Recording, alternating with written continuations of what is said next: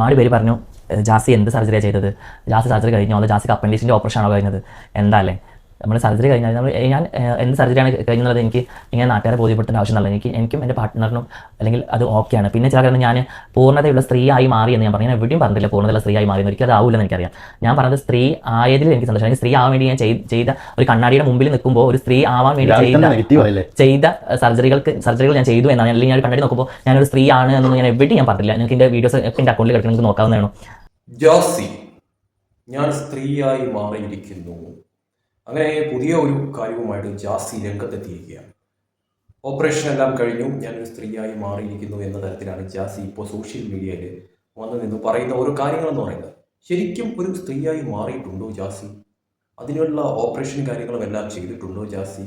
പലരും ഇങ്ങനെ ചോദിക്കുന്നുണ്ട്. അതോടൊപ്പം തന്നെ ആ ഒരു കമൻറ്റ് ബോക്സ് തുറന്ന് നോക്കുമ്പോൾ തന്നെ നമുക്ക് മനസ്സിലാവുന്ന ഒരു കാര്യം തന്നെയാണ് എത്രത്തോളം നല്ല രീതിയിലുള്ള വർത്തമാനങ്ങൾ തന്നെയാണ് ഓരോരുത്തർ പറയുന്നത് എന്നുള്ളത്.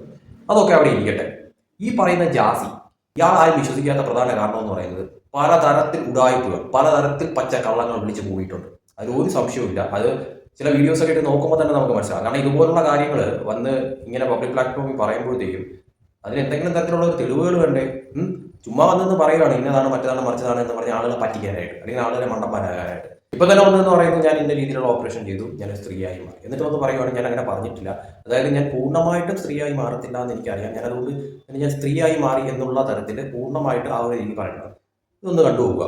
ഉണ്ടായിരുന്നു ജാസി ഒരിക്കലും സർജറി ചെയ്യില്ല, ജാസി സ്ത്രീവേഷം കെട്ടി നടക്കുക ചെയ്യുള്ളൂ എന്നൊക്കെ. ഇതിനും വലിയൊരു തെളിവ് എനിക്കിനി പറയാനില്ല. ഞാൻ ഒരു സ്ത്രീയായി മാറിയതിൽ ഒരുപാട് സന്തോഷമുണ്ട്, ഒരുപാട് സന്തോഷമുണ്ട്. എനിക്ക് എന്താ പറയേണ്ടതെന്ന് അറിയില്ല. ഇതിന് വലിയൊരു തെളിവ് എനിക്ക് നിങ്ങളോട് ഇനി പറയാനില്ല.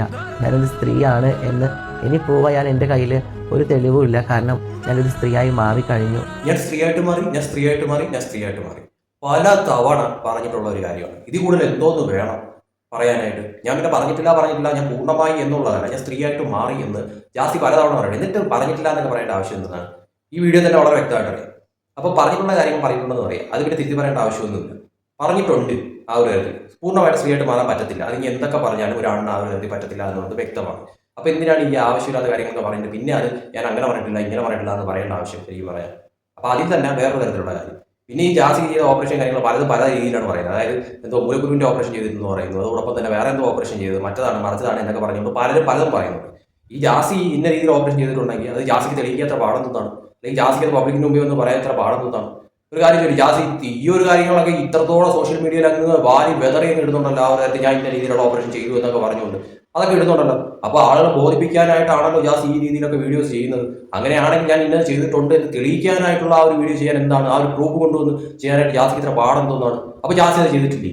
ജാസി അത് ചെയ്തിട്ടുണ്ടെങ്കിൽ ജാസിക്ക് അത് ചെയ്യാനായിട്ട് ഇത്ര പാടെന്നാണ്. ഞാൻ ഇന്ന രീതിയിൽ ചെയ്തിട്ടുണ്ട് എന്ന് പറഞ്ഞ് പ്രൂഫോട് കൂടി വന്ന് നാട്ടുകാരെ കാണിക്കാൻ ഇത്ര പാടെന്തോന്നിരിക്കുന്നു. നാട്ടുകാരെ കാണിച്ചുകൊണ്ട് തന്നെ ആണല്ലോ ഇത്രയും വീഡിയോസ് ചെയ്യുന്നത്. ഞാൻ ഇന്നത് ചെയ്തു എന്നൊക്കെ പറഞ്ഞുകൊണ്ടിട്ട് ഇതിൽ കൂടുതൽ എനിക്കൊന്നും പറയാനില്ല, ഞാൻ ഇന്നത് ചെയ്തു, ഞാൻ സ്ത്രീയായിട്ട് മാറി എന്നൊക്കെ പറഞ്ഞുകൊണ്ട് നാട്ടുകാർ കാണിക്കാൻ എന്നല്ലേ ഇതെല്ലാം ചെയ്ത് കൂട്ടുന്നത്. അപ്പോൾ അങ്ങനെയാണെങ്കിൽ ഞാൻ ഇന്നത് ചെയ്തു, ഇത് അതിനുള്ള പ്രൂഫ് എന്ന് പറഞ്ഞുകൊണ്ട് കാണിക്കാൻ ഇത്ര പാടെന്തോന്നാണ് ജാസിക്ക്? അപ്പോൾ ജാസി അത് ചെയ്തിട്ടില്ലേ?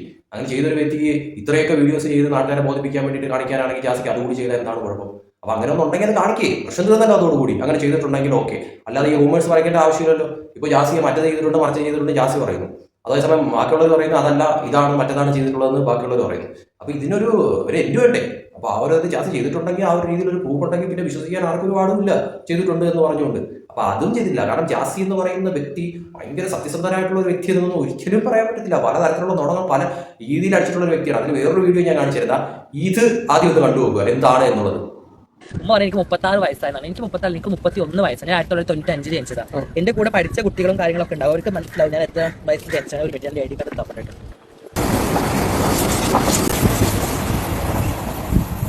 ഇത് എന്റെ ലൈസൻസിന്റെ ഇതാണ് കേട്ടോ. ഇത് ലൈസൻസാണ്. ഇതിലിതാ കാണുന്നുണ്ടോ?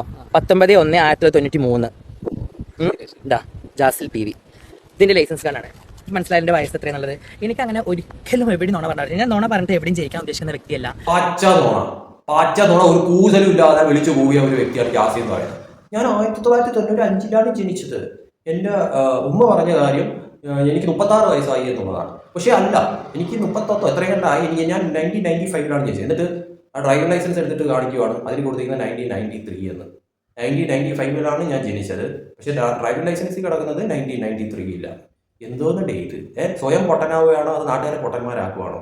അപ്പോൾ വാ തുറന്ന പച്ച നുണ മാത്രമേ അടിയുള്ളൂ. ഇതിൽ നിന്ന് തന്നെ വ്യക്തമാണ് ശരിക്കും പറഞ്ഞത്.